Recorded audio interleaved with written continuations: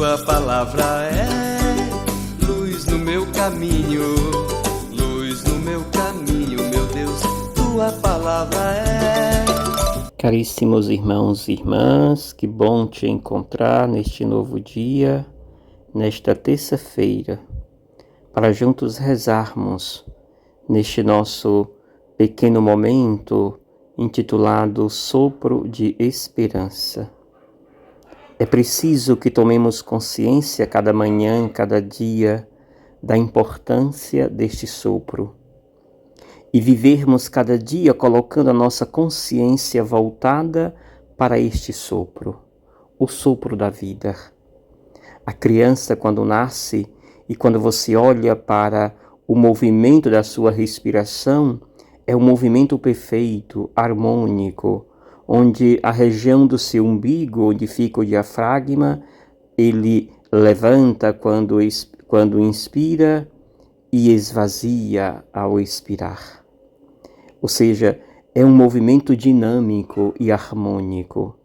Nós, ao longo da vida, pelo trauma ou pelos traumas que nós tivemos na infância, bloqueamos esta respiração e passamos a ter uma respiração ofegante. Muitos quase nem a têm, nem percebem que respira. E isso nos traz um grande mal, nos traz uma grande e grave consequência para a nossa saúde física e emocional. Por isso, quando eu falo de sopro de esperança, não é simplesmente falar de uma palavra bonita, é falar de uma realidade que é necessária para a nossa caminhada, para a nossa vida. Por isso, junte a sua espiritualidade, a sua oração, nesta capacidade, nesta atenção que você coloca no seu sopro de vida, na sua respiração. Por isso, acolha Deus e conviva harmonicamente com o divino que te habita, o Deus da vida. O evangelho que hoje nos é oferecido pela Igreja é o evangelho de Marcos, capítulo 8, versículos 14 ao 21. Naquele tempo, os discípulos tinham se esquecido de levar pães. Tinham consigo na barca apenas um pão. Então Jesus os advertiu: prestai atenção e tomai cuidado com o fermento dos fariseus e com o fermento de Herodes. Os discípulos diziam entre si: é porque não temos pão. Mas Jesus percebeu e perguntou-lhe: por que discutis sobre a falta de pão? Ainda não entendeis e nem compreendeis? Vós tendes o coração endurecido? Tendo olhos, não vedes, e tendo ouvidos, não ouvis? Não vos lembrais de quando reparti com 5 pães para 5.000 pessoas? Quantos cestos vós recolheste cheio de pedaços? Eles responderam 12. Jesus perguntou: e quando reparti 7 pães com 4.000 pessoas, quantos cestos vós recolheste cheio de pedaços? Eles responderam 7. Jesus disse: e ainda não compreendeis? Palavra da salvação. Glória a vós, Senhor. Amados irmãos e irmãs, para entender de forma sintética este evangelho, que é continuação do evangelho de ontem, do diálogo que ontem Jesus traçava, melhor, ele não faz diálogo, os fariseus pedem sinal, e Jesus diz: a esta gente não será dado nenhum sinal.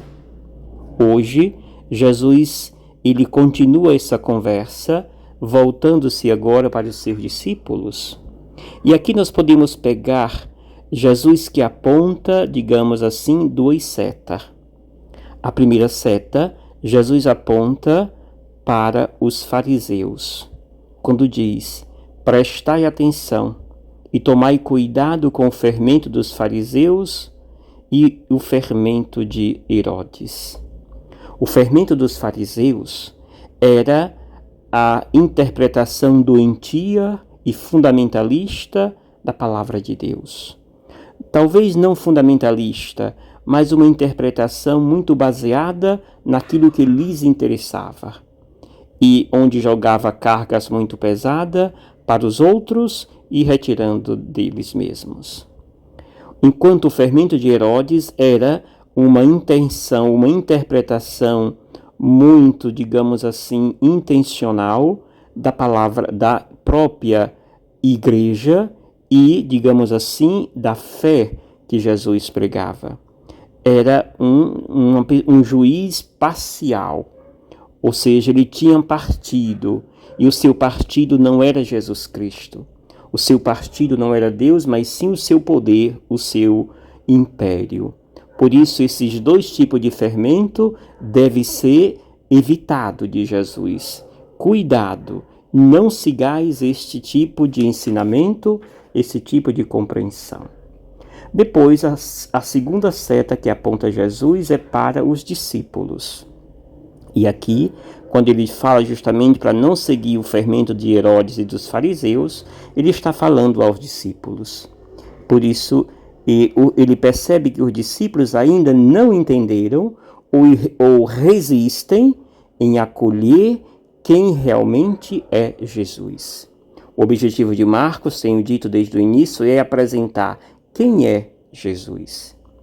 E aqui Jesus percebe que os discípulos resistem em receber, em acolher esse Jesus, esse Messias que ali se apresenta.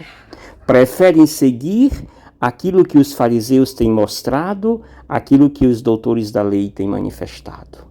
Ou seja, é muito mais fácil seguir esse tipo de raciocínio dos mestres da lei e doutores da lei do que aderir e seguir definitivamente o Messias, o Jesus, onde a sabedoria não é a sabedoria dos homens, como diz Paulo, mas é a sabedoria que advém do próprio Deus.